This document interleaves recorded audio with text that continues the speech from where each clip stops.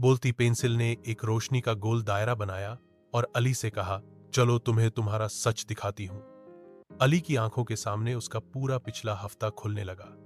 वह देखता है कि कैसे वह रोज शाम को वीडियो गेम्स खेलता है, आ रहा है, मोबाइल पर कार्टून देखे और किताबों को अलमारी में धकेल कर छुपा दिया।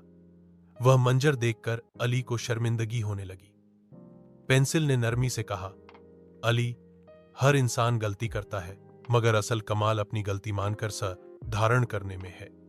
तुम बहुत कुछ बन सकते हो, बस थोड़ी मेहनत दरकार है। अली की आंखों में आंसू आ गए। उसने कहा, पेंसिल, मैं वादा करता हूं कि आज के बाद मैं हर दिन मेहनत करूंगा, खेलूंगा जरूर, मगर वक्त पर होमवर्क मैं भी पूरा करूंगा।